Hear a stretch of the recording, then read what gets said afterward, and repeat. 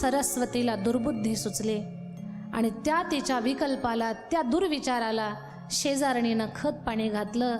बाई, असे गोसावी रस्त्यावर फिरणारे, कोर अन्नासाठी भिक्षा मागणारे, भटकणारे, जर हे खरंच सामर्थ्यवान जर असतील तर दारोदार भिक्षा का मागतात? एवढे सामर्थ्यवान आहेत की ते कुणाला संतान देऊ शकतील, कुणाला धन देऊ शकतात, तर ते लोकांना भिक्षा का मागतात? लक्षात घ्या, जे प्रभावी सत्पुरुष असतात ना, ते स्वतःचं श्रेष्ठत्व असंच लपवून ठेवत असतात की लोकांनी त्यांच्या बाह्य अंगाकडे, बाह्य भावाकडे, बाह्य वेशाकडे पाहून त्यांच्याकडे दुर्लक्ष केलं पाहिजे. चोखा महाराज उगीच म्हणत नाहीत, कधी वेश, वर्तन या सगळ्या गोष्टीवरून आपण त्यांचं श्रेष्ठत्व कनिष्ठत्व पाहायचं नसतं. ऊस डोंगा परी रसनो हे डोंगा, काय भुललासी वरलिया रंगा.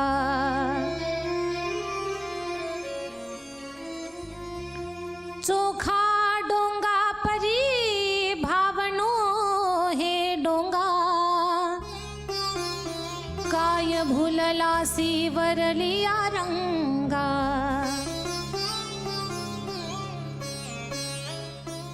बाह्य वेशाकडे पाहून कधी भुलायचं नाही किंवा त्याच्यावरनं त्यांची गुणवत्ता, श्रेष्ठत्व, कनिष्ठत्व हे कधी आपण मूल्यमापन करायचं नसतं.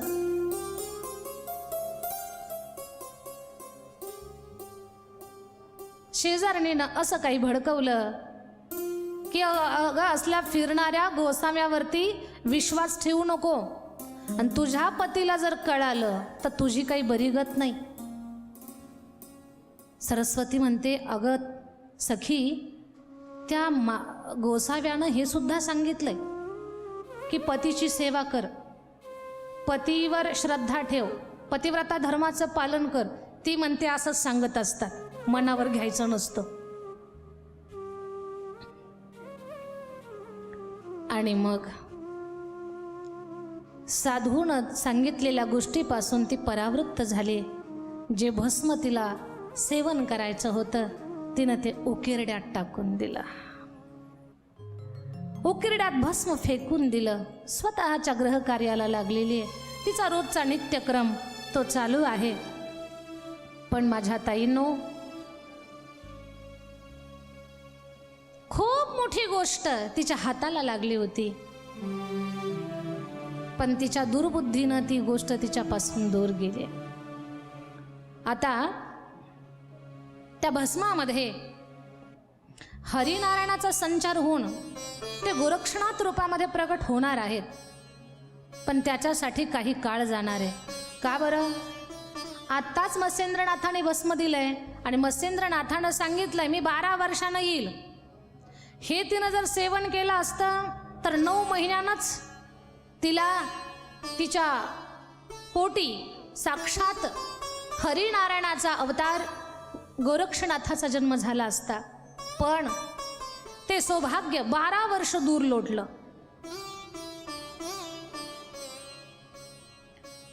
शेणामध्ये उकिरड्यात टाकून दिलं, 12 वर्ष गुप्त राहिलं.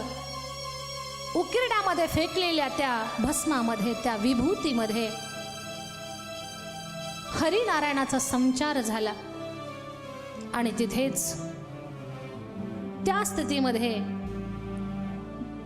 बालक रूपातून हळूहळू जसे दिवस चालले तशी त्यांच्यामध्ये वाढ होत चालली. आता नवनाथ या ग्रंथामध्ये या कथेला इथेच थांबवून मत्स्येंद्रनाथ पुढे कुठे प्रवास करतायत तो कथाभाग आलेला आहे. मत्स्येंद्रनाथ बंगाल प्रांतातून पुढे चालत चालत दक्षिण दिशेला प्रवास करत रामेश्वरम या पवित्र तीर्थामध्ये आले. रामचंद्रानं ज्या रामेश्वराची स्थापना केली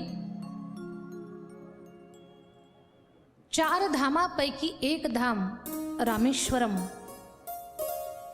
तिथे मच्छिंद्रनाथ आले. समुद्राचं स्नान केलं. पाऊस पडत होता. समुद्राचं स्नान करून त्या पडत्या पावसात ते प्रवास करत मंदिराकडे निघाले. पण त्या पावसामध्ये एक वानर, खरं तर ते हनुमंतराया होते, पण छोटंसं रूप त्यांनी धारण केलेलं. वानर रूपामध्ये हनुमानजी दगड जमा करून, मोठी मोठी दगड, मोठ्या मोठ्या शिळा जमा करून त्याचं घर बनवत होते. पडत्या पावसात घर बनवण्याच्या या लीलेला पाहून मच्छिंद्रनाथाला हसू आलं. आणि मच्छिंद्रनाथ म्हणतात, वानर ते वानरच. पडत्या पावसात कुणी घर बांधत असतं का? आणि वानरा, तुझ्या या प्रयत्नाचं खरंच कौतुक केलं पाहिजे. पडत्या पावसात तू घर बनवण्याची जी लीला करतोय ना, तर तुझ्या या कृतीला पाहून मला असं वाटतंय, घराला आग लागल्यानंतर माणसं जसं विहीर खोदण्याचा प्रयत्न करतायत, तशी तुझी लीला चालू आहे. मच्छिंद्रनाथाला हे मारुती राया आहेत लक्षात नाही आलं, किंवा भले आलंही असेल, एक सुंदर लीला या ठिकाणी करायची म्हणून यांचा संवाद चालला, असं आपण साधक मंडळीनं गृहीत धरायचं असतं. मच्छिंद्रनाथ उपेक्षात्मक बोलतायत मारुती रायाला. अरे, घराला आग लागल्यावर कुठं विहीर खोदायची असते का? चिंतनीया हि विपदाम मादावेव प्रतिक्रियाम न कूप खरणम युक्तम प्रदीपम वह्निना गृहे. घराला आग लागल्यावर विहीर खोदण्यात काही मजा नाहीये. पडत्या पावसात घर बनवणं हेही काही मला कौतुकाचं वाटत नाही. असं म्हणून मच्छिंद्रनाथ हसतायत. पहा, या प्रसंगातून आपल्याला घेण्यासारख्या अनेक गोष्टी आहेत. पहिला मुद्दा की खरंच पडत्या पावसात घर बांधायचं नसतं. घराला आग लागल्यावर विहीर खोदायची नसते. आणि सर्व इंद्रिय थकल्यानंतर, म्हातारपण आल्यानंतर मग पंढरपूरच्या वारीला जायचं नसतं. हा घेण्यासारखा एक बोध आहे. जोपर्यंत हात पाय कान नाक डोळे आपल्याला साथ देत आहेत, तोपर्यंत घर सोडत नाही. शेजारचे वारकरी म्हणतात, चला ना पंढरपूरला. अहो, मग अजून पोर लहान आहे. बर, शाळेला चाललं, आता चला पंढरपूरला. नाही म्हणे, त्याचे 10वी-12वीचं महत्वाचं वर्ष आहे. आता सर्व्हिसला पण लागला, जॉब करतोय चांगला, आता चला पंढरपूरला. अहो, लग्न जमलंय त्याचं. सून घरात आली, आता चला पंढरपूरला. अहो, नवीन सून आहे. नातवंड आली घरात, अहो आता चला पंढरपूरला. नातू माझ्याशिवाय राहतच नाही. आणि एक दिवस पोरानंच पाहिलं की आपले वडील आपल्या मुलाचे बिस्किट खातायत. एवढा रागावला पोरगा, बाबा म्हातारे झाला तुम्ही, लेकराचे बिस्किट खाता?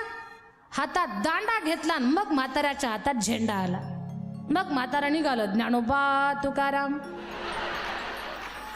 घरातल्या माणसांनी हातात दांडा घेतल्याशिवाय आपल्या हातात झेंडा येत नाही, ही आपली अवस्था. बरं, निघाले पंढरपूरला. कधी? नाक मुख गळू लागले, लाळ आणि शेंबूड, अशा अवस्थेत निघाले पंढरपूरला. आता जाऊ नका लोकाला त्रास द्यायला, आता घरातच हरिहरी करत बसा. तुमच्या पंढरपूरच्या वारीला आम्ही थांबवत नाही, पण योग्य वेळ कोणती जाण्याची आहे त्याच्याबद्दल आम्ही तुमच्याशी बोलतोय. जब हे सकळ सिद्ध आहे, हात चालावया पाये, तव तू आपुले स्वहित पाहे, तीर्थयात्रे जाय चुकू नको. वेळ निघून गेल्यानंतर ती कृती करायला जाणं, त्यात काही मजा नाहीये. हा बोध या प्रसंगातून शिकायला मिळतो. आणि याच प्रसंगातून दुसरा बोध एक शिकायला मिळतोय की कधीच समोरच्या व्यक्तीचं रूप, त्याची कृती पाहून लगेच त्याचा भूतकाळ, त्याची पार्श्वभूमी, तो कोण आहे हे न जाणता त्याच्यावरती लगेच बोलणं, ही गोष्ट चुकीची आहे. या दोन्ही गोष्टी या कथेतून आपल्याला शिकायला मिळतात. मच्छिंद्रनाथाला लक्षात नाहीये की ते मारुती राय आहेत. जाणून न घेता, त्यांची परिस्थिती न जाणता लगेच बोलून मोकळे झाले. एखाद्या व्यक्तीबद्दल पूर्ण माहिती न घेता बोलणं हे चुकीचं आहे. माझं बोलणं तुम्हाला कळावं म्हणून एक उदाहरण सांगते. एक मुलगा आणि वडील रेल्वेचा प्रवास करत होते. रेल्वेचा प्रवास करत असताना मुलगा खिडकीच्या जवळ बसलेला, वडील अलीकडे बसलेले, काही बाकीचे पण प्रवासी होते. मुलगा लहान नव्हता, 28-30 वर्षाचा होता. 60च्या जवळपास वय असेल या वयात ते त्याचे वडील होते. खिडकीतून त्या मुलानं पाहिलंय बाहेर वाहणारी नदी दिसली. एवढा आनंद झाला मुलाला, बाबा नदी. वडिलालाही आनंद वाटला. पुन्हा पक्ष्यांचा थवा पाहिला, बाबा पक्ष्यांचा थवा. वडिलाला आनंद वाटला. हरणांचा कळप पाहिला, बाबा हरिण. हरिण पाहिले, बाबा पक्ष्यांचा थवा पाहिला, बाबा पक्षी. नारळाची बाग पाहिली, बाबा नारळ. बाबा डुबता सूर्य, बाबा डोंगर, बाबा दरी. त्या पोराचं चालूच होतं. 30 वर्षाचं पोर. बाजूला बसलेली लोक म्हटली, दादा राग नका येऊ देऊ तुम्हाला, पण तुमच्या मुलाची कृती पाहून मला असं वाटतंय की तुमच्या मुलाला हॉस्पिटलला घेऊन जाण्याची गरज आहे, ट्रीटमेंटची गरज आहे. वडील म्हणतात, दादा तुमचं म्हणणं बरोबर आहे. माझ्या मुलाला मी आत्ताच हॉस्पिटलमधून घेऊन आलोय आणि त्याला गुण आलाय, त्याचं हे लक्षण आहे. अहो झाडं पाहून, हरणांचा कळप पाहून, वाहणारी नदी पाहून, फुलं वेली पाहून 28 वर्षाचं 30 वर्षाचं पोर लहान लेकरासारखं उड्या मारताय आणि तुम्ही खुशाल हसताय आणि तुम्ही म्हणताय की माझ्या लेकराला गुण आलाय. याच्या डोक्यावर काहीतरी परिणाम झालेला आहे. नाही, त्याच्या डोक्यावर परिणाम नाही झालेला, तुमच्या बुद्धीमध्ये गैरसमज झालेला आहे. म्हणे कसं काय? म्हणे दादा माझं लेकरू जन्मजात आंधळं होतं, त्यानं हे जग पाहिलेलं नव्हतं. 6 महिन्यापासून त्याच्या डोळ्यावरती शस्त्रक्रिया चालू होती. 6 महिन्यापासनं त्याचा दवाखाना चालू होता. त्याची ट्रीटमेंट पूर्ण झाली आहे, त्याला सुट्टी मिळाली. आता त्याला घरी घेऊन चाललोय आणि त्याला डोळ्यानं हे सगळं जग दिसतंय. त्यानं त्याच्या जीवनात पहिल्यांदा वाहणारी नदी पाहिली आहे, पहिल्यांदा हरणांचा कळप पाहिलाय, पहिल्यांदा नारळाची बाग पाहिली आहे, त्यानं पहिल्यांदा डुबता सूर्य पाहिलाय, डोंगर दर्या हे सगळं पाहिलंय. तुम्हीच सांगा दादा मला, आपण आपल्या जीवनात प्रथमतः एखादी वस्तू पाहत असो की जी आजपर्यंत कधी पाहिली नाही, ती पाहिल्यानंतर आपण सुकलेलं तोंड करून सांगणार का उल्हासामध्ये सांगणार? म्हणे उल्हासात सांगणार. मग तेच तर करतोय माझा मुलगा. त्यानं त्याच्या जीवनात पहिल्यांदा ज्या गोष्टी पाहिल्यात तो त्या उल्हासानं सांगतो, बाबा हरणांचा कळप, बाबा वाहणारी नदी. काय चुकतंय त्याचं? दोष त्याच्या बुद्धीचा, त्याच्या नजरेचा नाही, दोष तर आपल्या बुद्धीचा आणि आपल्या पाहण्याचा आहे. दृष्टांतातून शिकायचं आहे आपल्याला.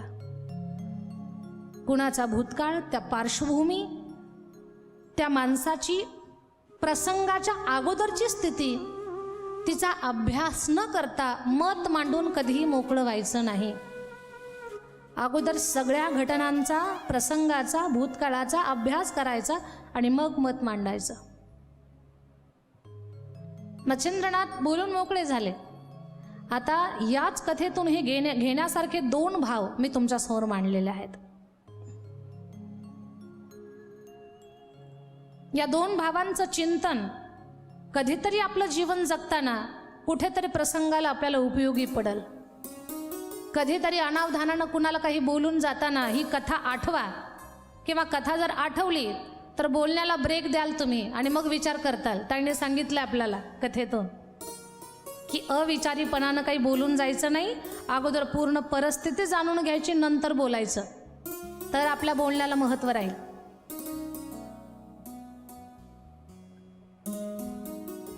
मत्स्येंद्रनाथ हसतायत, उपेक्षा करतायत. वानरा, कौतुक करावं वाटतंय तुझ्या या पावसात घर बनवण्याच्या कृतीचं. हनुमंतराया म्हणतात, कोण आहेस तू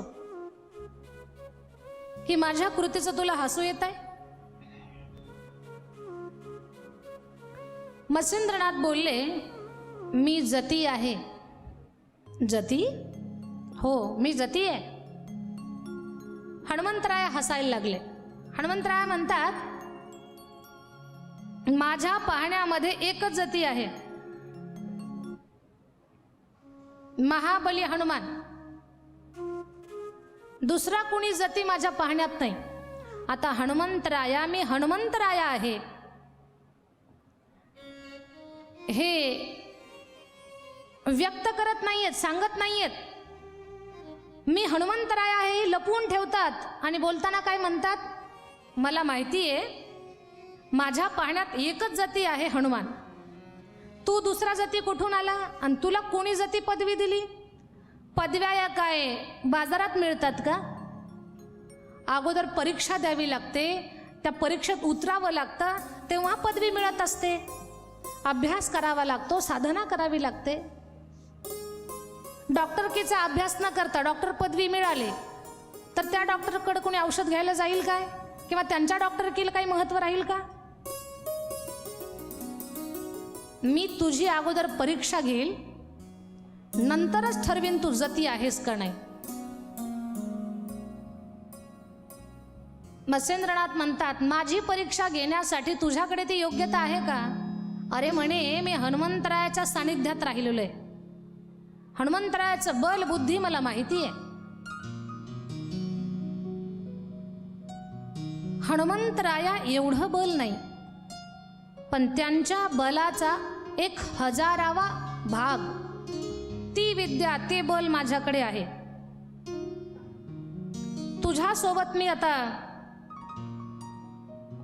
युद्ध करणार, तुझी परीक्षा घेणार, आणि जर तू परीक्षेत पास झाला तर मी तुला जती म्हणणार.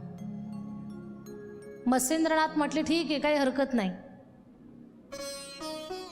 हनुमंतरायानं पाहता पाहता महाभीम काय रूप धारण केलं, मोठा पर्वत घेतला आणि मत्स्येंद्रनाथाच्या अंगावर फेकणार. मत्स्येंद्रनाथाने ओळखलं हे हनुमंतराया आहेत. मत्स्येंद्रनाथाने लक्षात घेतलं तर हनुमंतराया आपल्यासोबत युद्ध करतायत. आलेल्या पर्वताचं वज्रास्त्रानं पीठ केलं. हनुमंतरायानं 2 हातात 2 पर्वत घेतले, फेकणार मत्स्येंद्रनाथाच्या अंगावरती. मत्स्येंद्रनाथानं वाताकर्षण अस्त्राचा प्रयोग केला आणि हनुमंतरायाला जागेवरच उभं केलं. हनुमंतरायाचा प्राण कासावीस व्हायला लागला. हातातली पर्वत गळून पडली. हनुमंतराय जमिनीवरती श्वास कोंडला गेला, लुळू लागले जमिनीवरती. हनुमंतराया हे वायुदेवाचे पुत्र. वायुदेवानं पाहिलं आपलं लेकरू जमिनीवरती तडफडतंय, वडील आहेत, त्यांचा जीव व्याकुळ झाला आणि त्यांनी येऊन मत्स्येंद्रनाथाला विनंती केली, हे मत्स्येंद्रनाथा, गुरु कृपेनं तुमचं सामर्थ्य फार मोठं आहे. तुमच्या सामर्थ्याला कुणी आवाहन देऊ नये, पण माझ्या हनुमंताला त्याची ती स्थिती, विकल अवस्था माझ्याच्यानं पाहावल्या जात नाही. त्याला त्या स्थितीतून मुक्त करा. तुमच्या दोघांची मैत्री करून देतो, तुम्ही वैरभाव ठेवू नका. साक्षात वायुदेव आपल्याला विनंती करतायत. वायुदेवाच्या मोठेपणाचा आदर करत मत्स्येंद्रनाथानं हनुमंतरायाला त्या पाशातून मुक्त केलं. हनुमंतराया उठून उभे राहिले आणि हनुमंतराया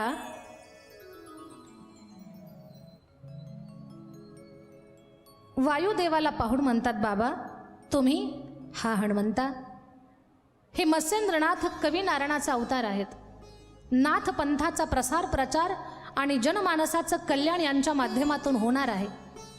दत्तगुरूंचा आशीर्वाद घेऊन सर्व देवदेवता अनुकूल करून आता ते पृथ्वीवरती संचार करत आहेत, भ्रमण करत आहेत. तुम्ही यांच्याशी वैर करू नका, तुम्ही मैत्री करा. मारुती राया आणि मच्छिंद्रनाथ या दोघांची मैत्री वायुदेवानं करून दिली.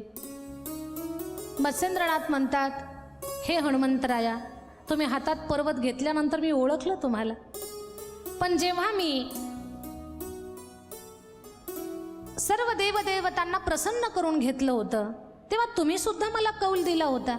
आज माझ्यासोबत का युद्ध केलं? हनुमंतराया बोलले, मच्छिंद्रनाथा, आजचं युद्ध म्हणजे तुम्हाला ज्या विद्या प्राप्त झालेल्या आहेत त्या विद्या तुम्हाला अवगत झाल्या की नाही ही परीक्षा घेण्यासाठी मी तुमच्यासोबत युद्ध केलंय. पण तुम्ही परीक्षेत पारंगत झालात, सर्व विद्येमध्ये पारंगत झालेला आहात आणि आता तुमच्या विद्येवरती कसलाही प्रकारचा माझा संशय नाहीये. आणि वायुदेवानं आपल्या दोघांची मैत्री करून दिली आहे, या गोष्टीचा आनंद वाटतोय. तुमच्या कुठल्याही कार्यप्रसंगी तुम्ही मला बोलवा, तुमच्या कामात तुम्हाला सहाय्य करण्यासाठी मी नेहमी हजर राहील. हनुमंतरायानं दिलेला आशीर्वाद मच्छिंद्रनाथाला खूप आनंद वाटला. पण लक्षात घ्या, आशीर्वाद दिला पण हनुमंतराया मच्छिंद्रनाथाला थोडंसं बाजूला घेऊन जातात आणि म्हणतात, मच्छिंद्रनाथा, माझ्या मनामध्ये बऱ्याच दिवसाची हुरहुर आहे, एक अडचण आहे, एक समस्या आहे आणि ती समस्या सोडवण्यासाठी तुम्हीच समर्थ आहात. मच्छिंद्रनाथ म्हटले, देवा, काही थट्टा लावली काय माझी? नाही म्हणे, थट्टा वगैरे काही करत नाही. माझ्या जीवनातली समस्या सोडवण्यासाठी तुम्ही समर्थ आहात. म्हणे काय समस्या आहे ती सांगा तर अगोदर. हनुमंतरायानं सांगितलं, मी समस्या सांगितल्यानंतर तुम्ही माझं काम करताल याचं मला वचन द्या. कथा ऐकणाऱ्या सर्व माझ्या ताई दादांनी लक्ष देऊन ऐका.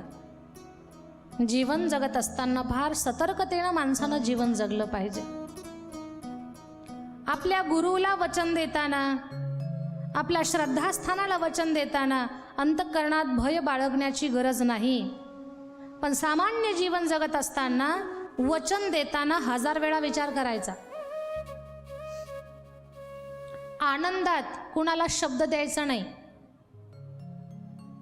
रागात काही बोलून जायचं नाही आणि दुःखात कुठला निर्णय घ्यायचा नाही. तुम्ही म्हणाल कसं? आनंदात शब्द द्याल आणि तो शब्द तुमच्याच्यानं जर पूर्ण करणं नाही झाला तर अडचण आहे की नाही? राजा दशरथानं आनंदात तर वचन दिलं होतं, पुढे दुःख आलं. म्हणून आनंदात कुणाला शब्द देऊ नका, रागात काही बोलून जाऊ नका. काही क्षणाचा राग असतो, पण त्या रागात बोललेली शब्द कायमची माणसाला टोचत असतात. म्हणून रागात कधी कुणाला बोलून जायचं नाही आणि दुःखात कुठला निर्णय घ्यायचा नाही. काही माणसं दुःखी झाली, नाराज झाली, घरात भांडणं झाली की लगेच निर्णय घेतात, चाललो घर सोडून. म्हातारी म्हणते, नका ना जाऊ, तुम्हाला शुगरची गोळी चालू आहे, चाललो घर सोडून. अहो, पप्याचं पोर तुमच्याशी राहत नाही, नका ना जाऊ, चाललो घर सोडून. म्हातारी पण वैतागली, कपड्याचं गाठोडं घेतलं आणि दारात फेकलं, जा. मग म्हणतात, राहू दे आता, पुढच्या वेळेला जातो, एवढ्या वेळेला थांबतो. दुःखात निर्णय घ्यायचा नाही, आनंदात शब्द द्यायचा नाही आणि रागात काही बोलून जायचं नाही. फार संयमानं. मच्छिंद्रनाथ सतर्क आहेत. मच्छिंद्रनाथ म्हणतात, वचन वचन म्हणताय तुम्ही, पण अगोदर सांगा तर मला समस्या काय आहे, मग नंतर वचन देतो. हनुमंतराया म्हटले, ठीक आहे. हनुमंतराया म्हणतात, मच्छिंद्रनाथा, रावण मारल्यानंतर मैया सीता, भगवान राम, आम्ही सर्वजण विमानात बसून अयोध्येला आलो. रावणाच्या मरणोत्तर त्या राज्यात सर्व स्त्रियाच राहिल्या. सर्व स्त्रिया, पुरुष तिथले नष्ट झाले. आम्ही तर अयोध्येला आलो. एक दिवस सीतामाई मला बोलवून घेतल्या आणि सीतामाई म्हटल्या, हनुमंता, राम कार्यामध्ये तुझं मोठं योगदान आहे. माझा शोध लावला, समुद्रावर सेतू बनवण्यामध्ये, अनेक राक्षस मारण्यामध्ये, लक्ष्मणजीला संजीवनी वल्ली आणण्यामध्ये, थेट रावण वधापर्यंत आणि राम राज्याभिषेकापर्यंत तुझं मोठं योगदान आहे. लेकरा, हनुमंता, खूप मोठं दिव्य कार्य केलंस. कसला गर्व ठेवला नाही, कसली अपेक्षा ठेवली नाही. राम भक्तीमध्ये स्वतःला तू वाहून घेतलंस, रामसेवेमध्ये. पण आज मला असं वाटतंय, एवढं सगळं केलं, आम्ही सगळे सुखात आहोत, आनंदात आहोत. तुझा सुद्धा मी सुखाचा विचार करायला पाहिजे. हनुमंतरायाच्या डोक्यात काहीच नाही. आई पुढं काय म्हणाल म्हणून. आई, तुमच्या चरणामध्ये, रामरायाच्या चरणामध्ये मी सुखात आहे. अजून कोणतं वेगळं सुख नकोय मला. नाही हनुमंता, मी जे सांगल ते तू ऐकशील याचं वचन मला दे. हनुमंतराया म्हणतात, मच्छिंद्रनाथा, माझ्या मनात कसल्याच प्रकारचा संशय नसल्या कारणानं मी सीता मातेला वचन दिलं. आई, मी वचन देतो, तुम्ही जे सांगताल ते मी ऐकल. आणि वचनबद्ध केल्यानंतर मग सीता माता म्हणतात, हनुमंता, मला असं वाटतंय तू लग्न करावं, तुला बायको असावी, तुझा संसार व्हावा, लेकरं बाळ, संसार, या गृहस्थी जीवनाचं सुख तू सुद्धा घ्यावं. हनुमंतराया हे ऐकून गोंधळून गेले, गडबडून गेले. मच्छिंद्रनाथा, मी एवढा गोंधळलो, मी रडतच रामरायाकडे गेलो आणि देवाला सगळं सांगितलं की आई मला असं असं म्हणतायत. रामराया बोलले, हनुमंता, अरे सीता ही आई आहे, ती मातृभावानं तुला बोलली आहे. असंही रावणाच्या मरणानंतर तिथले सर्व पुरुष मृत्यूला प्राप्त झालेले आहेत. सर्व स्त्रियांचं ते राज्य आहे, तिथे कोणी पुरुष नाहीये. तू तिथे जाऊन त्या स्त्री राज्यामध्येच त्या स्त्रियांना सुखी बनवण्यासाठी, त्यांचं कल्याण करण्यासाठी सीतेचा शब्द सांभाळावा, गृहस्थी जीवनाचं अवलंबन करावं. हे ऐकलं हनुमंतराया म्हणतात, देवा, हे काय बोलता तुम्ही? मी बाल ब्रह्मचारी आहे आणि हा बाल ब्रह्मचारी गृहस्थ जीवन नाही भगवान. मी जन्मताच मला 68 कोपिन आहेत. हनुमंतराया जन्माला येतानाच कोपिन धारण करून आलेले आहेत. असा महान जती, महान साधू, खरा संन्यासी हनुमंतराया आहेत. पवनसूत हनुमान की. हनुमंतराया म्हणतात, देवा, जन्मताच 68 कोपिन आहेत मला. संसार, ग्रहस्थ या सगळ्या गोष्टीमध्ये मी पडू शकत नाही. माझी विनंती आहे, तुम्ही हे संकट माझ्यावरचं टाळा. रामराया मला समजावून सांगत होते, हनुमंता, तुझी शक्ती तुझ्या भूकारामध्ये आहे. अरे आतापर्यंत 98 राम झाले, 98 हनुमान झाले, 98 रावण झाले. आता आपला 99वा क्रमांक आहे. रावण मारल्यानंतर प्रत्येक युगात, प्रत्येक वेळेला हनुमंता, तुम्ही श्री राज्याच्या सीमा रेषेवर जाऊन भुभुक्कार करता आणि तुमच्या भुभुक्कारानं त्या स्त्री राज्यातल्या सर्व स्त्रिया गर्भवती होतात.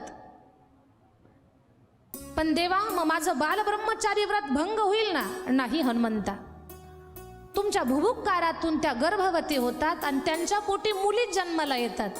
म्हणून तुम्हाला तुमच्या ब्रह्मचर्य व्रताचं भंग होण्याचं काही तुम्हाला भय नाहीये. गुरुची आज्ञा मानून, शेवटी कोणी किती जरी मोठा असेल तर गुरुपेक्षा मोठा नसतो. हनुमंतरायाचे गुरु रामराया आहेत. रामरायाची आज्ञा मान्य करून स्वतःचं ब्रह्मचर्य आबाधित ठेवून हनुमंतराया श्री राज्याच्या सीमारेषेवरती जातात. तिथे जाऊन भुभुक्कार करतात आणि भुभुक्कारानं त्या राज्यातल्या स्त्रिया गर्भवती होतात. त्यांच्या पोटी कन्या जन्माला येतात. हनुमंतरायाचं राज्यात प्रवेश नाही, सीमारेषेवरती उभं राहून बुभुक्कार करणं, वापस येणं, पुन्हा रामेश्वरम मध्ये राहणं, हा सगळा नित्यक्रम चालू. हे सगळा संवाद हनुमंतराया मच्छिंद्रनाथाला सांगतात. मच्छिंद्रनाथा, मी जातो, पण त्या श्रीराज्याची जी मुख्य राणी आहे, महाराणी, तिचं नाव आहे मैनाकिनी. पण तिनं अशी घोर तपश्चर्या केली आहे, ती यज्ञामध्ये स्वतःच मांस काढून टाकते. ती म्हणते मला असं गृहस्थ जीवन नकोय, पती माझ्या सोबत राहावा, मी त्याच्या सोबत राहून या पूर्ण राज्याची व्यवस्था पाहावी आणि हनुमंतरायाने इथं येऊन माझ्या सोबत राहिलं पाहिजे, अशी तिनं घोर तपश्चर्या केली. आणि तिच्या तपाला प्रसन्न होऊन मला तिथे जावं लागलं. मी मैनाकिनीच्या समोर उभा राहिलो. मैनाकिनीनं मला विनंती केली, हनुमंतराया माझा पत्नी म्हणून स्वीकार करा. पण मी सांगितलं, मैनाकिनी मी बाल ब्रह्मचारी आहे, गृहस्थ जीवनाच्या तुझ्या ज्या अपेक्षा आहेत त्या मी कधीच पूर्ण करू शकत नाही, कारण मी रामभक्त, स्वतःच्या वचनाला पक्का आणि प्रामाणिक आहे. तू जर मला म्हणत असशील माझ्यासोबत लग्न करा, तर तुला कुणाला काय मागावं हे कळालेलं नाहीये, हे चुकलीस तू. आपण कुणाला काय मागितलं पाहिजे हे आपल्याला कळायला पाहिजे. ज्याच्या खिशात रुपया नाही त्याला 10 रुपये मागून मिळतील काय? जे 4 दिवसापासून उपवासी आहे त्याला जेवण मागितलं तर पोट भरल काय? नाही. तुम्हाला माझं बोलणं कळावं म्हणून उदाहरण सांगते. एकदा एक मुलगा हनुमंतरायाच्या मंदिरात भक्ती करायला लागला. त्यानं हनुमंतरायाची खूप भक्ती केली. हनुमानजी प्रसन्न झाले. हनुमानजी म्हटले, बेटा खूप घोर तप केलंस तू, काय पाहिजे तुला? तो मुलगा म्हटला, देवा माझं लग्नच कुठं जमन आहे, तुम्ही तेवढं जुळवून दिलं तर फार बरं होईल. हनुमंतराया म्हटले, वेड्या, अरे कुणाला काय मागावं हे तरी तुला कळायला पाहिजे. मी बाल ब्रह्मचारी आणि तू मला लग्न जुळवण्याच्या गोष्टी करतोस. मी तुझं लग्न जुळवू शकत नाही. तुला लग्नच करायचं असेल तर माझ्या गुरुकडे जा आणि माझ्या गुरुची सेवा कर, तिथे तपस्या कर. ठीक आहे. तो मुलगा आला रामरायाच्या मंदिरात, रामरायाची भक्ती भजन उपासना केली. रामराया प्रसन्न झाले. रामराया म्हटले, बेटा काय पाहिजे तुला? म्हणे, देवा माझं लग्न जुळवा.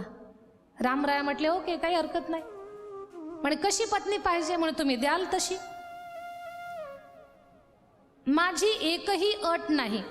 सुंदर आहे का नाही, लठ्ठ आहे का नाजूक आहे, बुद्धिमान आहे का निर्बुद्ध आहे, असली कसलीच अट नाही. जशी तुम्ही द्याल तशी मी स्वीकारेल.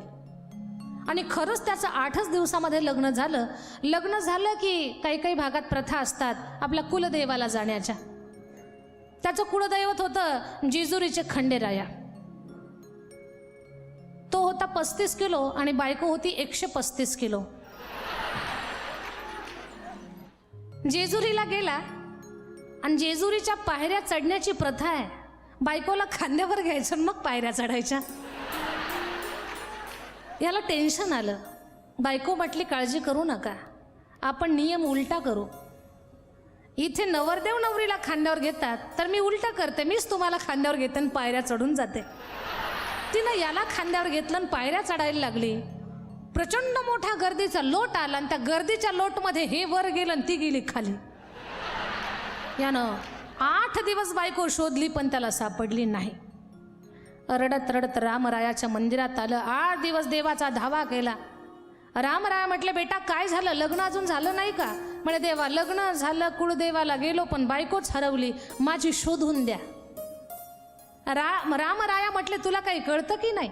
अरे माझी सीता हरवलेली, मला सापडली नाही, तुझी कुठून शोधून देऊ? म्हणे, देवा काय करू? म्हणे, तुला तुझ्या पत्नीचा शोध लावायचा असेल तर माझ्या शिष्याकडे जा, हनुमंतरायात तुझ्या पत्नीचा शोध लावून देतील. ते हनुमंतरायाकडे आलं आणि हनुमंतरायाला विनंती केली, देवा लग्न झालं, सगळं झालं, पण बायको हरवली, शोधून द्या. हनुमंतराया म्हटले, काळजी करू नको, लगेच शोधून देतो. दृष्टांत संपला. याच्यातून काय शिकायचंय? कुणाला आपण काय मागितलं पाहिजे हे आपल्याला कळायला हवं. हे ज्याला कळालं त्याचं जीवन समाधानी आणि सुखी. नाहीतर आपण एखाद्याला वस्तू मागितली आणि त्यानं दिली नाही तर आपल्याला काय बरं वाटतं का? चेहरा पडतो. ज्यानं दिलं नाही त्याच्याबद्दल मनात राग निर्माण होतो. विनाकारण मैत्रीमध्ये अंतर पडतं. म्हणून मैत्रीत अंतर पाडायचं नसेल, नाते तोडायचे नसतील, स्वतःचं मन दुःखी करून घ्यायचं नसेल आणि दुसऱ्याबद्दल गैरसमज होऊ नये असं वाटत असेल तर एखादी वस्तू मागताना 1000 वेळा विचार करा की आपण मागितलेलं आपल्याला मिळेल का नाही. नंतर मागा. मैनाकिनी हनुमंतरायाला म्हणते माझ्याशी लग्न करा. ही चुकीचं आहे तिचं. हनुमंतराय म्हणतात मी बालब्रह्मचारी आहे.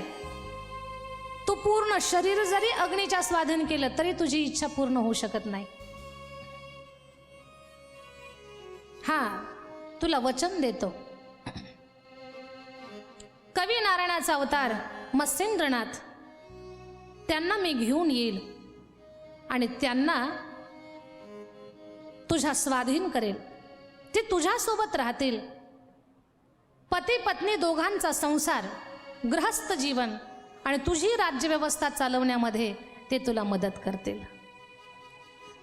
आणि मग हे वचन दिलं. हनुमंतराय म्हणतात मत्स्येंद्रनाथा, मी मैनाकिनीला दिलेलं वचन आता तुम्ही पूर्ण करावं ही माझी विनंती तुम्हाला आहे. मच्छिंद्रनाथ तो गोंधळून गेले. मच्छिंद्रनाथ म्हणतात हनुमंतराया, जसे तुम्ही जती तसे आम्ही सुद्धा जती. आणि तुम्ही मला माझा साधू भाव, माझं संन्यस्त व्रत, माझी त्यागी परंपरा, माझी बैरागी परंपरा सगळ्या गोष्टींना बाजूला ठेवून तुम्ही मला मैनाकिनीच्या राज्यात जाऊन गृहस्थ जीवन जगण्याचं सांगताय. यानं नाथ पंथाला कलंक लागेल. लोके नावं ठेवतील. ज्या उद्देशानं आम्ही हा एवढं कडकडीत वैराग्य धारण करून या जगामध्ये प्रवास करतोय, जिथे आम्ही आमच्या सर्व सुखांची होळी केली आहे आणि जगाचं कल्याण व्हावं, जग सुखी व्हावं, याच्यासाठी आम्ही रात्रंदिवस जो प्रवास करतोय त्या सगळ्या गोष्टींची मुठमाती होईल. या नाथ पंथाला लोक नावं ठेवतील. आमचं ब्रह्मचर्य व्रत भंग होईल. हनुमंतराया बोलले, मच्छिंद्रनाथा, जसे आम्ही 99वे हनुमंत आहोत तसे तुम्ही सुद्धा 99वे मच्छिंद्रनाथ आहात. प्रत्येक युगामध्ये अशा घटना घडतात आणि प्रत्येक युगात मच्छिंद्रनाथालाच तेथे जावं लागतंय.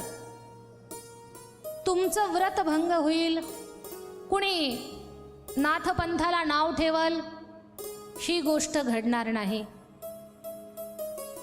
कोणी नाव ठेवणार नाही. कारण सर्व देवदेवता नाथपंथीयांना अनुकूल आहेत. आणि नाथपंथीयांचं जीवन हे स्वतःसाठी नाहीच आहे. त्यांचं जीवन जगत कल्याणासाठी आहे. त्या बिचाऱ्या स्त्रिया, त्यांचा काय दोष, त्यांचा काय गुन्हा, त्यांचा काय अपराध की त्या एकाकी जीवन जगतायत. कोणीतरी त्यांच्या राज्याला दिशा दाखवण्यासाठी, राज्याची धुरा सांभाळण्यासाठी पुरुष नको. तुम्हीच तिथे जाऊन त्या सर्व स्त्री वर्गाला, मातृवर्गाला, स्त्री राज्याला न्याय द्या. आणि त्या मैनाकिनीच्या पोटी तुमच्या अंशातून तुमचे वडील उपरिचर वसू हे मेननाथ रूपानं जन्माला येणार आहेत. ही लीला घडणार आहे. आणि मच्छिंद्रनाथा, तुमचं चरित्र कुठेही बाधित होणार नाही याच्यासाठी मी स्वतः अभय देतो. आणि हाच मुद्दा मी तुम्हाला समजावून सांगणार आहे. दिव्य श्रेष्ठ पुरुषांच्या चरित्रामध्ये असे घडलेले जे प्रसंग आहेत, या प्रसंगावरनं आपण त्यांच्याकडं कधी संशयित नजरेनं पाहायचं नाही.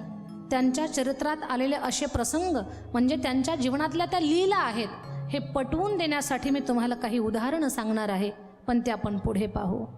अवधूत चिंतन श्री गुरुदेव दत्त. आजची कथा छान झाली. कवी सुधीर मोघे म्हणतात, गुरु समान कुणी नाही सोयरा, गुरुविण नाही खारा, देव दैव लाभे सदैव गुरुचरण लाभ होता. गुरुचरणांचं महत्त्व गुरुभक्तीमध्ये अतिशय महत्त्वाचं आहे. आजच्या भागामध्ये आपण समजून घेतलं की गुरुदेव मच्छिंद्रनाथ ज्यांनी 12 वर्ष निर्जन वनामध्ये जाऊन तपश्चर्या केली, तेव्हा दीक्षा प्राप्तीचा योग, तो महत्त्वाचा योग त्यांच्या जीवनामध्ये जुळून आला. अर्थात गुरुयोग आपल्या आयुष्यात जुळून येणं तसं सोपं नाही आहे, पण एकदा गुरुभक्ती आणि गुरूंच्या प्राप्तीचा योग जुळून आला की मग आयुष्यात काहीच अशक्य नाही. श्री गुरुदेव दत्त म्हणत आता मात्र या भागात इथेच थांबूया. भेटणार आहोत उद्या सकाळी ठीक 7:30 वाजता आपल्या आवडत्या कार्यक्रमात गजर कीर्तनाचा सोहळा आनंदाचा मध्ये. तोपर्यंत जय जय रामकृष्ण हरी.